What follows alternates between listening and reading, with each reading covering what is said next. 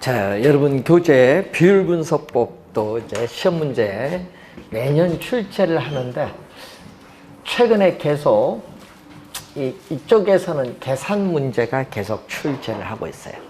근데 용어, 매년 출제되는 용어가 있어요. 자, 우선 매년 출제되는 용어가 거기 나오는 뭐죠? 대부 비율. 자, 이 용어는 매년 출제되는 용어. 대부 비율을 다른 말로 담보. 우리 뉴스나 신문에 보면 이게 지문이 많이 나오죠. 우리 시험 문제에서도 보면요. 담보 인정 비율이라는 용어가 제일 많이 나와요. 담보를 인정 얼마까지 해줄 거냐. 자, 여러분 부동산을 담보 요걸 대출 받을 때 얼마 인정해 주느냐 이 얘기입니다. 그래서 이것을 여러분이 뭐라고 하죠? 노는 대출금이거든요. to 밸류, 부동산 가격에 대한 대출금의 비율. 그래서 시험 문제 나올 때는 꼭 뭘로 출제해요? LTV로 꼭 괄호 안에 나와요. LTV. 이걸 대부 비율, 저당 비율, 융자 비율. 뭐 용어 상당히 많습니다. 자, 여러분 28회 시험은 또 저당 비율로 또 이렇게 나왔죠. 자, 이것은 뭐에 대한 비율? 부동산 가격. 부동산 가격에 대해서 뭐가 차지한다? 대출금. 자, 부동산 가격에 대해서 대출금이 차지하는 비율을 얘기해요. 자, 여러분 과거에 몇 프로 했어요?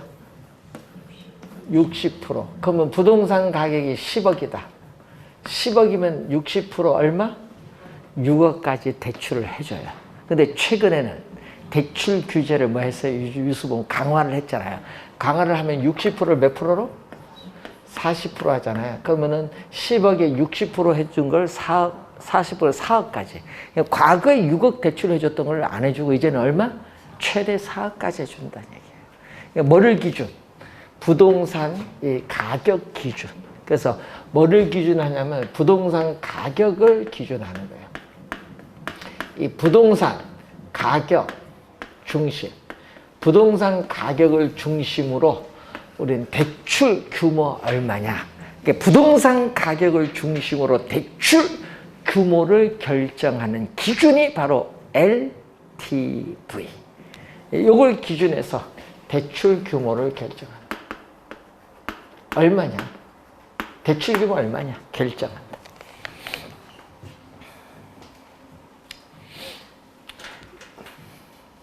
자, 여러분이 그 요즘 뉴스 보면요. LTV, DTI 이거 있잖아요. 막 물어요. 공인중개사분에게. 지금 내가 지금 소득 얼마라 하면 또 소득하면 또 대답을 해줘야 되고. 그래서 얼마까지 내 지금 소득이 얼마고 부동산 가격 얼마를 매입을 하고자 하는데 내 이 부동산 지금 현재 전세에서 올라가려고 하는데 요거 어느 정도 융자가 가능합니까? 여러분에게 물어요. 금융기관 가서 묻는 게 아니라 여러분에게 물어. 중개사한테. 그럼 여러분은 뭐라고 대답하겠어요? 안에서 계산할 거예요? LTV, 뭐 DTI 계산해야 돼요? 고객이 물으면. 고객은 반은 알고 전화를 했어요. 그러면은 여러분 대답해 줄 필요 없어. 무조건 된다 해야지. 아니, 됩니까? 물으면 무조건 됩니다. 이렇게 해야지. 그래야 올 거 아니에요, 고객이. 그때 됩니다. 뭐만 높아? 금리만 높을 뿐이지. 안 되는 게 없어. 예? 우리나라 대출 규제합니다. 그럼 홍콩 가서 대출 받아보면 돼요. 홍콩 상하이 은행, 뭐 이런 식으로. 홍콩 요즘 뭐 탈출하니까 이제 막 안 되면 어디 가야 돼? 이제 싱가포르 가면 되지. 싱가포르 가면 돼요. 싱가포르 국립은행에서 딱 대출 받으면 되지. 우리나라 규제 안 받죠? 안 받습니다. 미국 가서 대출받아 가져오면 되지, 뭐. 그러니까 문제는 비행기 값이 좀 비싸다 뿐이지. 예, 여러분 인터뷰를 해야 되니까. 인터뷰. 가서. 그거 해서 호텔 뭐 하루 이틀 정도 주무시고 관광하고 오시면 되지. 그래서 항상 여러분이 안 되는 게 없어요. 근데 문제는 우리나라는 지금 요거 규제를 하는데 이것도 상당히 문제가 많은 겁니다. 자, 그런데 여러분 뉴스 보면 가끔 있어요. 대부 비율 지금 우리 60 요거잖아요. 100% 넘어갈 수 있을까요, 없을까요? 100% 넘어갈 수 있어요. 여러분 일본의 90년도에 부동산 가격 대폭락, 2007년도에 미국에서의 서브프라임 모기지로 사태 120%를 넘어갔어요. 그럼 뭐 무슨 얘기냐? 그때 당시 부동산 가격이 예를 들어서 10억인데 8억 융자 줬어요. 호황이니까 8억 융자 줬는데 부동산 가격이 폭락을 해서 10억짜리가 얼마? 2억으로 떨어진 거예요. 일본은. 미국은 얼마? 5억으로 떨어진 거예요. 10억짜리가. 그러니까 100%를 넘어가 버렸지. 그래서 문제가 생긴 거예요. 예? 그래서 여러분이 항상 우리 공부하실 때 대부 비율은 부동산 경기 침체로 부동산 가격이 하락을 할 경우에는 100%를 초과할 수도 있다. 자, 대부 비율이 높으면 어떻게 돼요? 여러분, 대부 비율이 높다는 건 어떤 의미? 대부 비율이 높다는 것은 부동산 가격에 대해서 대출금이 많아지죠. 대출금이 많아지면 원리금 상환 부담도 높아지면서 돈 못 갚는 채무 불이행 가능성도 높아져요. 예? 그래서 거기 이런 얘기나 대부 비율이 높을수록 요거죠. 높을수록 뭐다? 우리는 채무 불이행 가능성이 높아지기 때문에 대출해준 원금 회수가 쉽다, 어렵다? 어렵다 이 말이야. 곤란하다. 자, 그러면 이제 거기 이제 용어 중에 또 뉴스에서 또 많이 나오는 용어 중에 금융 기업은 부채 비율을 200% 이하로 낮춰라 얘기 많이 나오잖아요. 부채 비율을 200% 이하로 낮춰라. 그래서 뭐죠? 타인, 자본, 남의 돈. 남의 돈을 뭐라고 하죠? 우리 배울 때. 저번 주 배울 때 남의 돈은 부채. 내 돈. 내 돈은 뭐죠? 지분. 그래서 시험 문제에 요걸 지분에 대한 부채 비율 28회 시험에 출제를 했는데 분모 분자를 바꿔서 출제했어요. 부채에 대한 지분의 비율 이렇게 출제한 거예요. 말을 잘 바꿉니다. 그래서 지분에 대한 부채 비율입니다. 자, 예를 한번 보겠습니다. 자, 대출금. 자, 대출금이 2억이다. 2억이면은 몇 프로? 자, 부동산 가격 10억에서 2억이면 몇 프로? 20%. 20%거든요. 그러면은 부채 비율은 얼마냐? 요게 2억이면, 10억에 2억이면 내 돈은 얼마? 8억을 투자했어요. 4분의 1이니까 얼마? 25%. 두 개 더해주면 100%가 안 되죠. 그래서 여러분 주의해야 될 것은 이 대부 비율과 부채 비율을 더해주면 1이 되는 것은 아니다. 우리 저번 주에 배울 때 뭐를 배우셨어요? 지분, 부동산 가격에 대해서 자기 자본이 차지하는 비율과 부동산 가격에서 대출금이 차지하는 비율을 대주면 여기에 값이 얼마? 1. 이 값이 1이에요. 주의를 하셔야겠죠.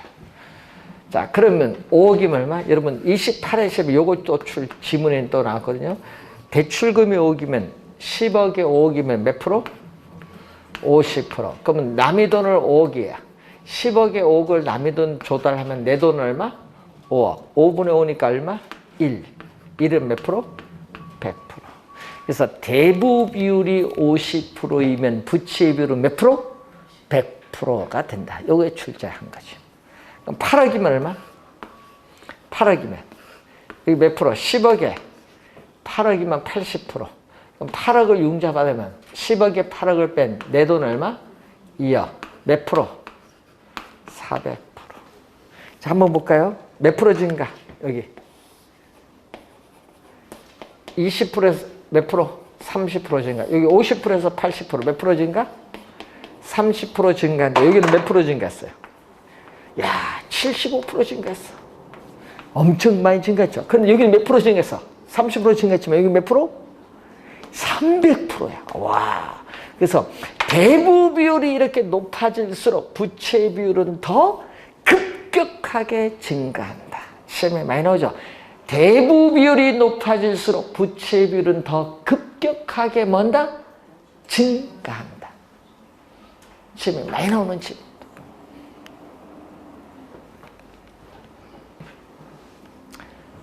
자, 여러분, 원래 중요한 용어거든요. 원래 뭐가 중요하다?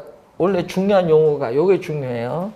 원래 시험에 반드시 출제하거든요. 또 원래 반드시 출제하는 용어예요. 또 출제하는 용어가 또 있어요. 원래 반드시 출제하는 용어. 요거 모르면 큰일 납니다. 부채를 감당할 수 있는 비율이 얼마냐. 요거 원래 반드시 출제해요. 부채를 감당할 수 있는 비율이 얼마냐. 자, 부채 감당 비율을 하면은 뭐죠? 영업소득. 부동산 투자로부터 미래에 예상되는 순영업소득을 다른 말로 순수익을 대출금에 대한 원리금 상환에 부채 서비스액의 몇 배가 되느냐? 이걸 측정하는 지표예요. 자, 그러면은 시험 문제 또 말로, 계산이 아닌 말로 출제할 때는요, 이게 1보다 크냐, 1보다 작냐, 요걸 출제를 해요. 말로 출제할 때는. 자, 1보다 크면 어떻게 돼요? 1보다 크면 순영업소득이 대출금에 대한 부채 서비스의 갚고도 남는 금액이 있다, 없다? 있죠. 있잖아요. 여기 크니까. 있기 때문에 금융기관은 안심하고 여러분에게 대출을 해줄 수 있다. 1보다 작으면 어떻게 돼요? 순영업소득이 원리금 상환액보다 작으니까 원리금 상환액 갚기에 어떻게 돼? 부족하죠? 그러니까 원리금 상환액, 부채 서비스에 감당하기에 부족하다는 의미다. 그러면 여러분 뭐 할수록 좋아요? 이 값이 낮을수록 좋아요? 높을수록 좋아요? 높을수록 좋아요? 낮을수록 좋아요? 그 시험 문제에 이렇게 낸 거예요. 부채 감당률이 높을수록 금융기관은 좋아요, 안 좋아요? 좋아요. 그 지문을 출제하는 거예요. 또 시험 문제. 시험 문제 뭘 내요? 부채 감당률이 뭐 할수록? 낮을수록 출제해버리는 거예요. 왜? 그러면 부채 감당하는 비율이 낮을수록 여러분 생각하기에는 맞거든요. 지문 보면은. 그렇게 오해를 해버려요. 개념을 모르니까. 부채 감당률이 낮을수록 하면 안 되고 뭘수록? 높을수록. 여러분 부채 서비스액은 앞에서 배우셨죠? 원리금 균등 분할 상환일 경우에는 대출금에 뭐를 곱해주면 돼? 저당 상수를 곱해주면 돼. 시험 문제 보면요, 저당 상수는 주어져요.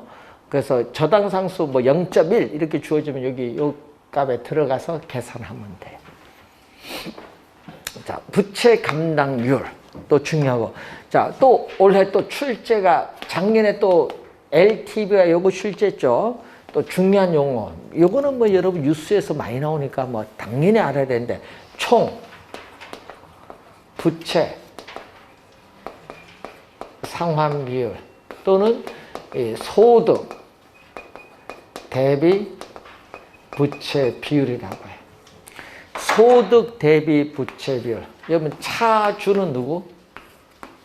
여러분 차주, 대주 이렇게 나오거든요. 차주는 차입자, 대주는 대출자. 네? 네? 차주, 차입자의 상환 능력을 측정한다. 차입자의 상환 능력을 측정하는. 이걸 빚은 뭐다? debt to income. 인컴은 뭐죠? 인컴은 소득. 소득에 대한 부채의 비율. 소득에 대한 부채의 비율. 그러니까 이것을 우리는 뭘로? 뉴스 많이 나오잖아요. DTI. DTI. 차입자의 소득에 대해서 뭐가 차지한다? 부채. 부채인 원리금 상환액이 차지하는 비율. 요거 규제를 강화한다는 거, 요걸 요게 비율이 높은 거예요, 낮은 거예요? 규제 강화하면. 여러분, 과거에 여기 60%였잖아요. 그러면 소득이 5천만 원이면 60% 얼마? 3천만 원. 연간 원리금 3천만 원 될 때까지 융자를 해줄 수 있다는 얘기예요. 그런데 여기 40%로 규제를 강화했잖아요. 40%로 이렇게 되면 규제 강화한 거예요. 그러면은 소득이 5천만 원이면 40% 2천만 원. 과거는 3천만 원인데 이제는 2천만 원까지 될 때까지만 융자해 주니까 대출금이 더 줄어들어요. 이전보다 대출금이 더 줄어들기 때문에 부동산 사기가 더 어려워지는 거예요. 그래서 여러분 60%에서 40% 내놓은 규제를 강화하는 거. 이것도 60%에서 40% 내놓은 규제를 강화하는 거. 지금 우리나라가 몇 프로 규제? 40% 규제하잖아요. 규제하면 이건 돈은 이건 대출을 해줘야 될 거 아니에요. 이것도 안 해주려고 하니까 지금 문제이죠.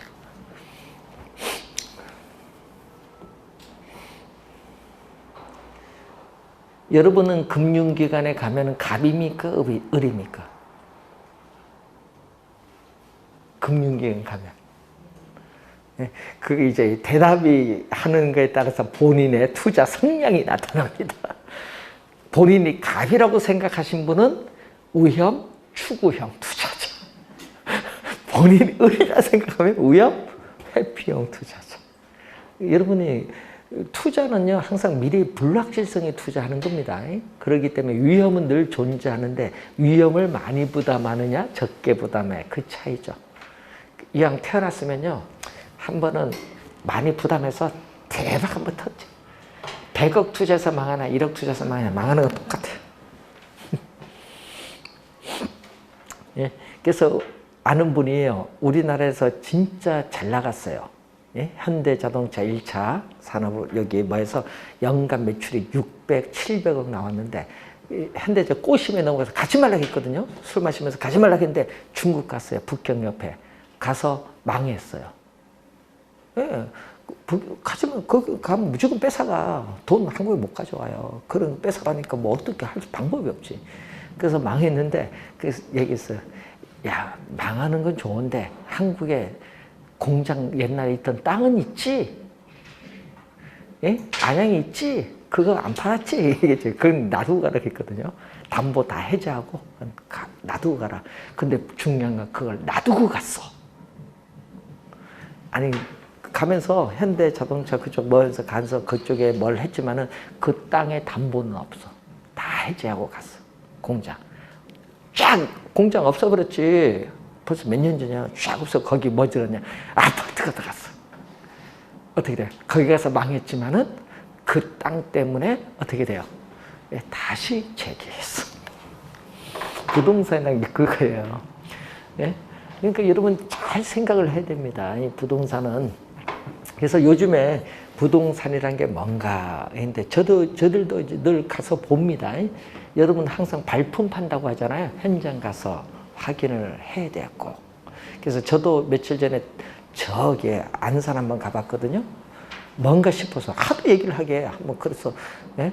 옛날 같으면 헬리콥터 타서 한번 옛날엔 봤는데 그래서 이번에 부평 가니까 그분이 이제 제대를 해서 헬리콥터 못 타더라고. 그래서 현장 직접 가서 이제 보는데 위에서 보는 것도 다릅니다. 그래서 뭐 무슨 둥둥 섬인가 뭔가 안산에 개발하는데 그 한번 가서 봤더니 야 그게 섬에 진짜 개발 잘 되네. 그 투자 가능성 있느냐 없느냐 이제 중요한 거잖아요. 그때 할 때 대출을 이제 받고 투자를 할 때 물어요. 은행에서 소득이 있습니까 없습니까? 그럼 소득이 없으면 대출 해줘야 안 해줘요? 안 해줘요. 왜? 두 개를 여기 기준하거든요. 그래서 시험 문제는 항상 요걸 출제해요. DTI와 LTV 두 가지 기준을 모두 충족시켜주는 대출 가능한 금액 얼마냐. 이걸 작년에도 출제하고 28에도 출제했어. 28에 31에 계산 문제. 요거 계산 문제 많이 냅니다. 그래서 요 계산 문제인데 무슨 부동산? 주거용 부동산. 주거용 부동산에 적용할 때는 요 두 가지 기준을 만족시켜주는 거. 그럼 소득이 없으면 당연히 대출이 돼야 안 돼요? 안 된다는 거예요. 그러니까 여러분 금융에 가면 여러분 직장 있습니까? 물어보죠. 왜? 소득 그걸 봐야 되니까.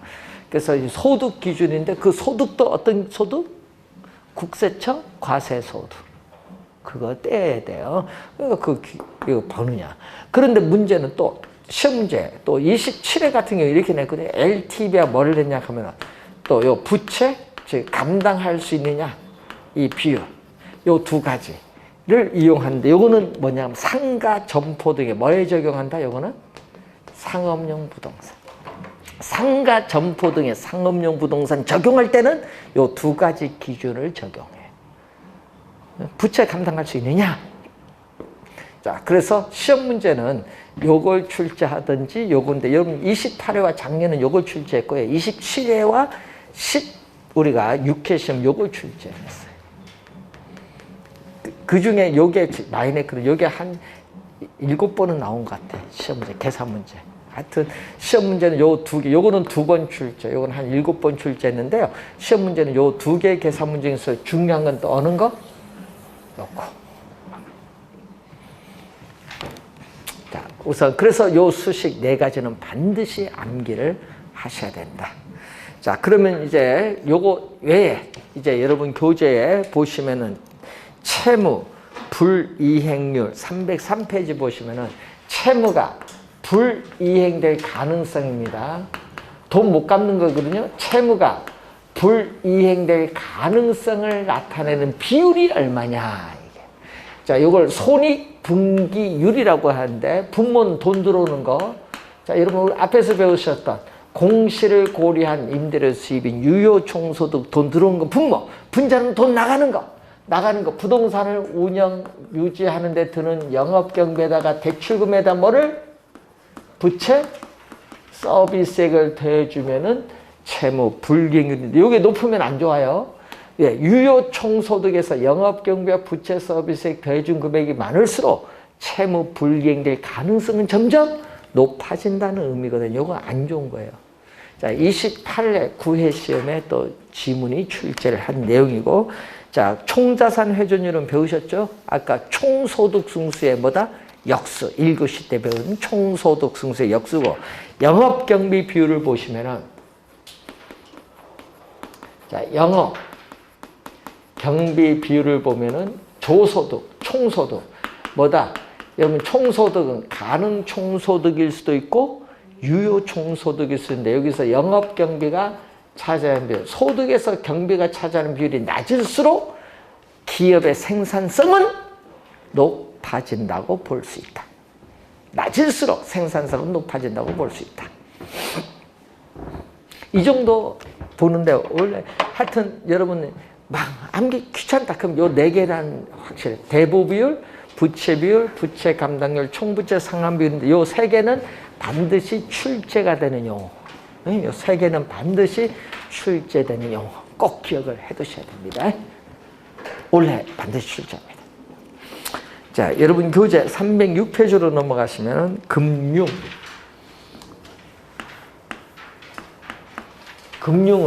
파이낸싱이라고 해요. 자금을 융통하는 것. 자, 자금을 융통하는 것을 뭐라고 한다? 금융, 파이낸싱. 그런데 앞에 우리 지금 뭐를 배우고 있죠? 부동산, 금융을 배우잖아요. 부동산, 금융. 그럼 부동산이 들어갔잖아요. 금융 앞에. 부동산이 들어가요. 그래서 부동산을 운용 대상으로 하여 자본을 조달하는 일련의 과정. 19회 시험과 25회 시험에 출제된 개념. 부동산을 운용 대상으로 하여 자본을 조달하는 일련의 과정을 부동산 금융이다. 또 부동산을 취득 또는 개발하려는 목적 하에 화폐, 돈, 그리고 신용, 크레디트, 신용을 이전하기 위한 어떻게 돼요? 우리는 시장이나 제도, 수단과 관계된 영역을 또 부동산 금융. 이 지문은 19회 시험에 출제된 지문. 우리 한양대학교 김지연 교수 교재에 나온 2 지문을 출제를 했습니다. 자, 그러면은 여러분이 작년에도 출제했고 29회도 출제를 한 우리가 용어가 이제 나오고 있는데, 자, 그 용어를 한번 우리가 보시면은, 자, 19회 시험에 처음 나왔거든요. 자, 우선은 부동산 증권. 여러분, 부동산을 대상으로 뭐를 발행한 거예요? 증권을 발행을 했다는 얘기인데, 이 부동산 증권은 크게 두 가지로 나눠요. 자, 두 가지로 나누는데 그 두 가지가 무슨 증권? 지분 증권과 무슨 증권? 부채 증권. 자, 지분은 배웠네요. 자, 우리 부채 비율을 할 때 지분은 뭐? 자기 자본. 부채는 뭐? 남의 돈, 타인 자본. 자, 요거는 무슨 금융? 지분 증권은요, 지분 금융. 지분 금융을 조달하기 위해서 발행하는 증권. 밑에 부채 증권은 부채 금융. 부채 금융을 조달하기 위해서 발행하는 증권. 자, 그러면 지분은 뭐예요? 이제 배운 거 이제 보고, 지분은 내 돈이잖아요. 내 돈. 예? 그래서 요거는 뭐? 지분은 내 돈, 자기 자본. 부채는 뭐다? 부채는 타인 자본. 그래서 지분은 자기 자본을 조달하기 위해서 발행하는 증권. 요거는 타인 자본을 조달하기 위해서 발행하는 거.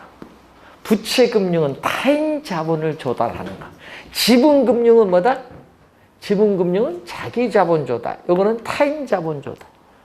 자, 그럼 시험 문제는 지분금융 방식을 출제하거든요. 자, 시험 문제에 19회 시험에 처음 출제했거든요. 그래서 20회 시험, 그리고 26회, 29회, 또 작년 31회 시험에 출제를 했어요. 지분금융. 요 종류, 요걸 출제하는 거거든요. 요쪽에. 뭐가 있냐? 자기 자본을 조달하는 것은요, 주식회사가 주식을 발행해서 자기 자본을 조달하든지 아니면은 지분권. 자, 내가 A 회사의 지분 10% 있어요. 10% 팔면 되죠? 그럼 자기 자본 조달하는 거예요. 그래서 지분권을 매각하는 거. 그래서 여러분 대표적인 게 거기 니츠라는 용어가 나와요. 뒤에서 우리 배울 겁니다. 니츠. 뉴스 많이 나오죠. 니츠라고. 니츠는 부동산 투자 회사. 부동산 투자 회사에 관한 법률에서는 부동산 투자 회사 또는 부동산 투자 신탁이라고 하는데, 이것은 주식 회사예요. 그래서 주식을 발행함으로써 자기 자본을 조달해요. 자, 29회 시험 정답으로 또 물었죠. 29회 시험. 예? 지분금융 방식에 속하는 거? 답. 29회 정답 니츠 정답. 자, 그리고 이제 뒤에서 배울 용어 중에 부동산 신디케이트라는 용어가 있어요. 신디케이트, 조인트 벤처. 여러분 신디케이트는 26회 시험, 또 조인트 벤처 우리가 나왔죠. 19회 시험. 이런 출제, 조인트 벤처. 또 자본시장과 금융투자업에 관한 법률에 의한 부동산 집합투자기구인데, 이걸 여러분은 집합투자기구 용어가 어렵죠. 그래서 이것을 일명 여러분 잘 쓰는 용어는 부동산 뭐라고 배우셔요? 펀드. 펀드 가입 많이 하셨죠? 펀드, 부동산 펀드. 예? 그리고 여러분 우리 요즘 전 세계 유명한 그룹이 있더라고요. 예? 남자 유명하죠? 상장했잖아요. 그럼 어떻게 돼? 주식을 공개 모집을 해서 상장해야 될 거 아니에요. 그걸 뭐라고 해요? 공개 모집하는 공모라고 해요.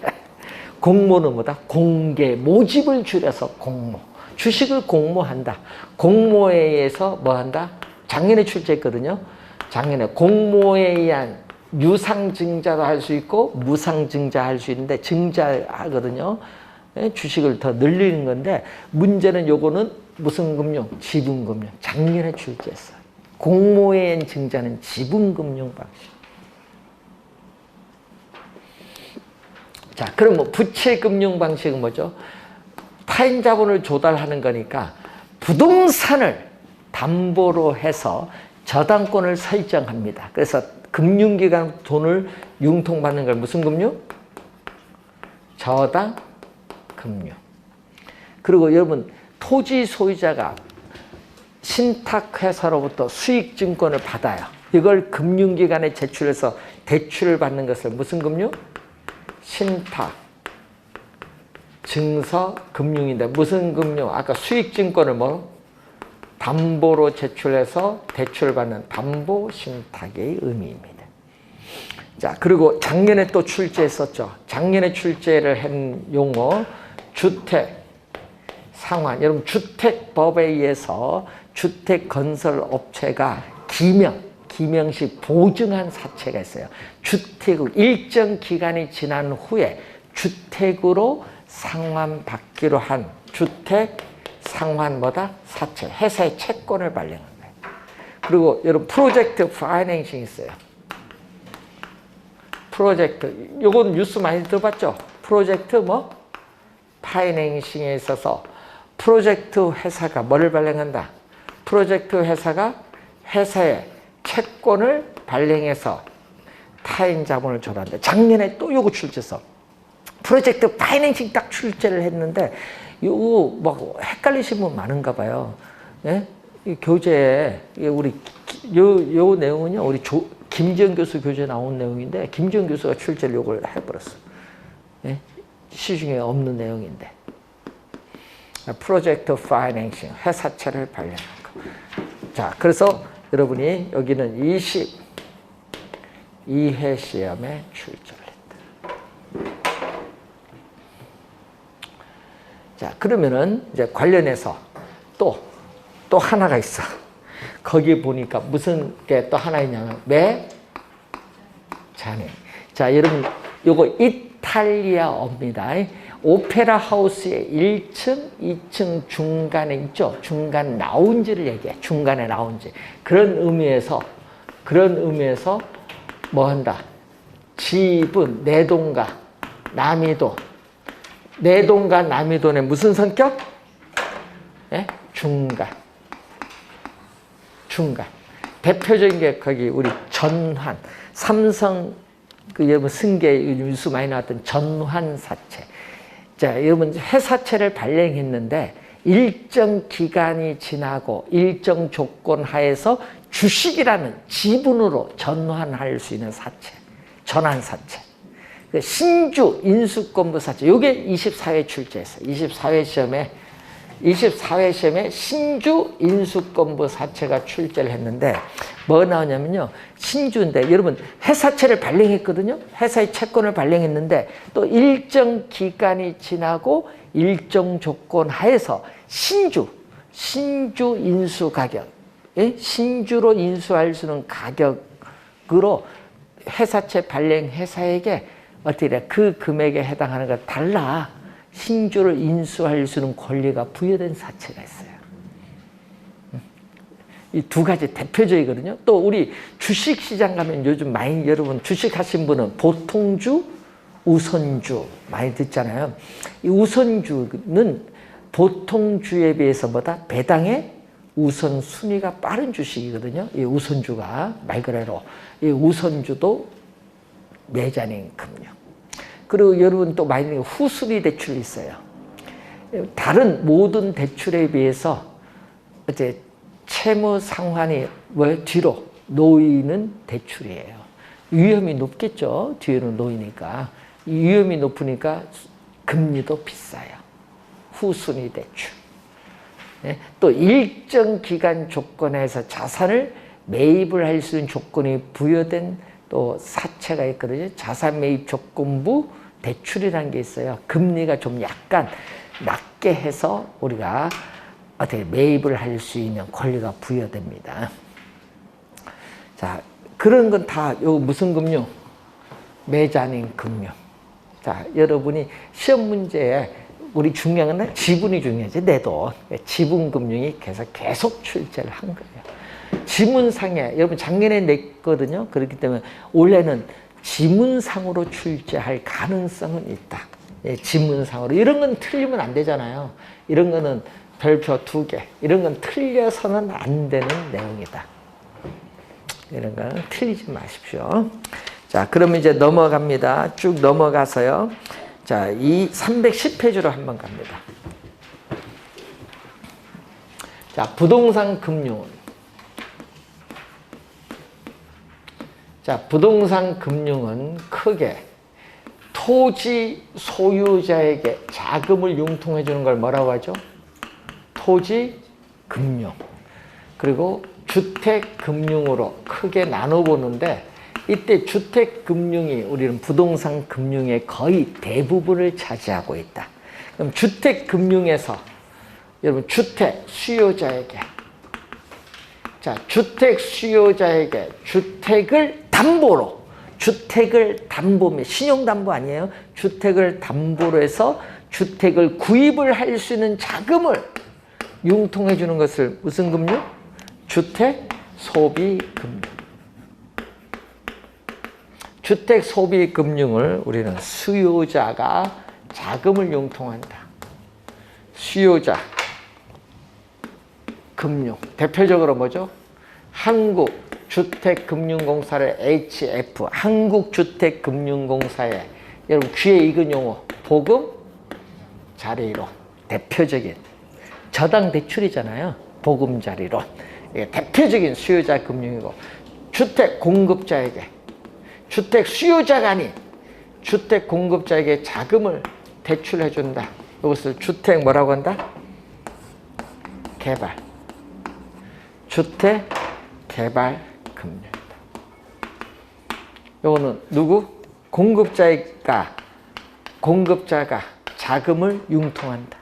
공급자 금융인데, 이걸 뒤에서 배우겠지만 대표적인 게 프로젝트 파이낸싱. 대표적인 프로젝트 파이낸싱.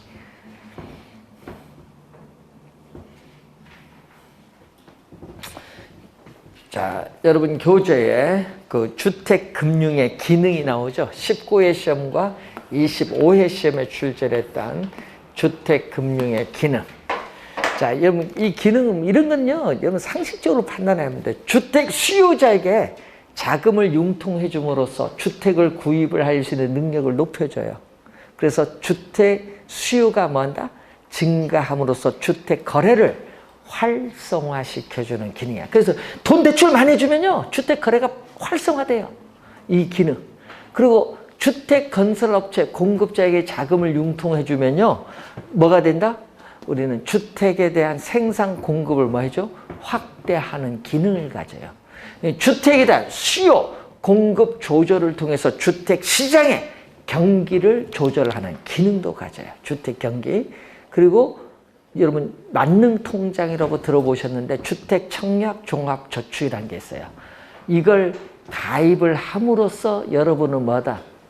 가입을 함으로써 주택 자금을 조성하는 기능이다. 가입했어요? 한번 써보셨어요? 주택청약종합저축. 쓴 사람은 대단한 거예요. 네?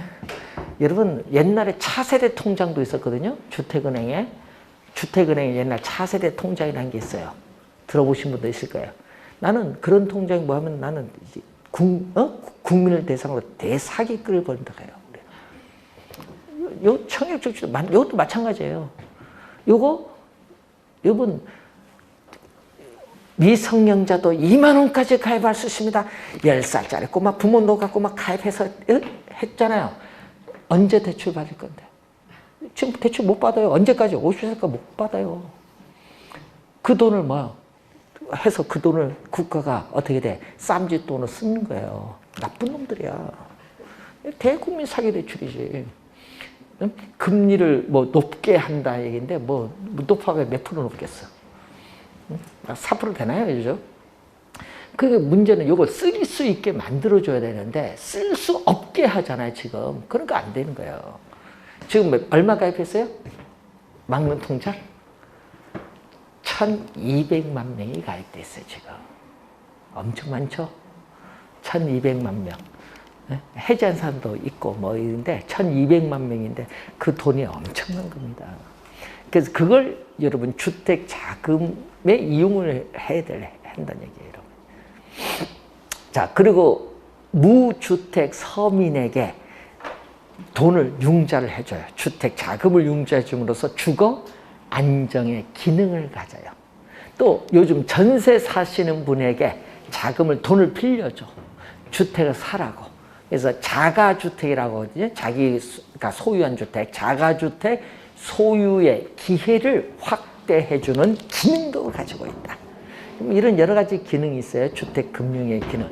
그래서 여러분 부동산 가격이 10억인데 내 돈은 지금 3억이 있고 7억을 융자받잖아요. 그러면 이 7억이라는 돈을 여러분의 현금 저축을 통해서 모으기는 한 평생 가야 되는데 그걸 어떻게 해요? 오랜 기간 모아서 사기는 어렵잖아요. 그걸 금융기관에게 융자해 주는 거예요.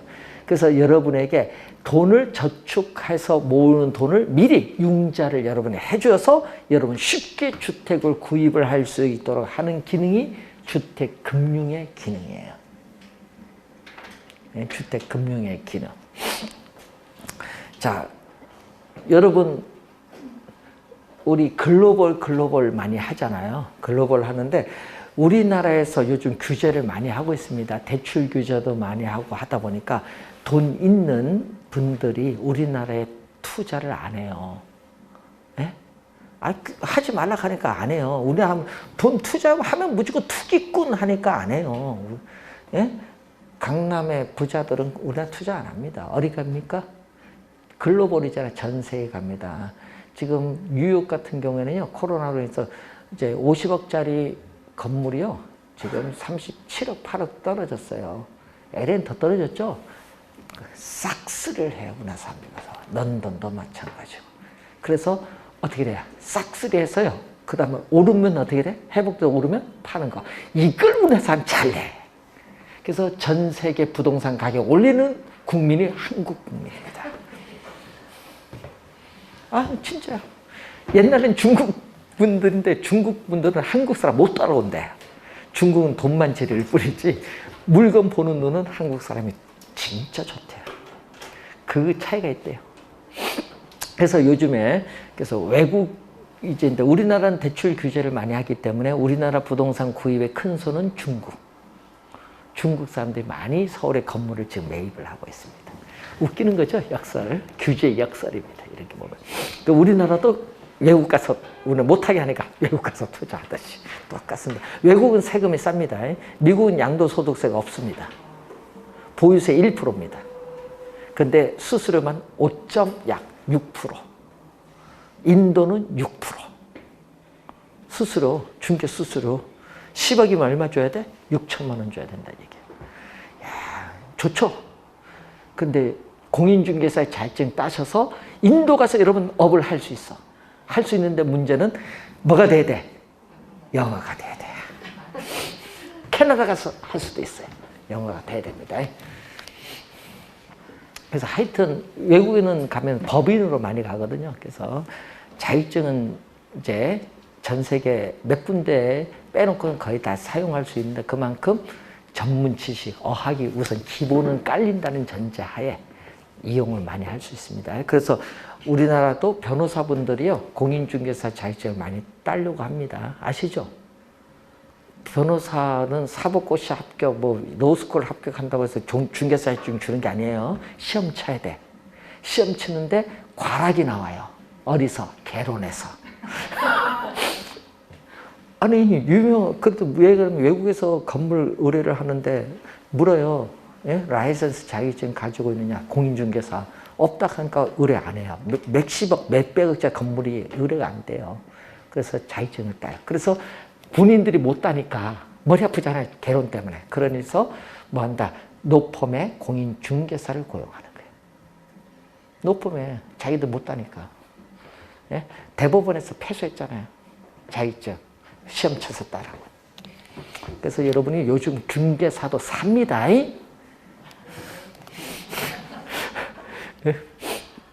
노스쿨 하면 얼마 받아요? 요즘 잘 나가신 분은 요즘 300만 원 정도 받는다 하는 것 같고 못 나가신 분은 연봉 1,300만 원 정도 된다 하다. 100만 원 정도. 그거 뭐래? 최저임금도 안 된다. 맞죠? 그래서 말 재주 없고 그러니까 가서 커피 타고 요것만 해. 자료 찾는 것만. 법정에 못 가요. 예? 누가 더 나아? 공인중개사. 공인중개사 여러분 조사했거든요. 무슨 수수료 때문에 조사를 했는데 우리나라 지금 오픈한 공인중개사 평균 연봉이 얼마인지 아세요? 평균 연봉. 예? 6천만 원. 예? 상당히 높은 거예요. 평균 연봉. 근데 잘 나가신 분은 평균 연봉이 2억이래 하더라고요. 예? 그래서 요즘에 잘 나갑니다. 자, 여러분도 빨리 합격하세요. 평균 연봉이 6천만 원이라고 하는데, 아니, 국토교통부에서 조사한 결과입니다. 2월 작년 기준에서 조사했거든요. 작년 1년. 그래서 빨리 합격을 하시고, 그리고 요즘 그 뉴스 나온 거 보니까 뭐 상대평가, 절대평가 얘기 많이 나오는데, 어제도 어떤 분이 질문하는데, 상대평가는 될 수가 없어요. 예? 그거 왜 그러냐 하면은, 이 상대평가를 10,000명 합격시키겠다면 여러분 공부 진짜 많이 해야 돼요. 예?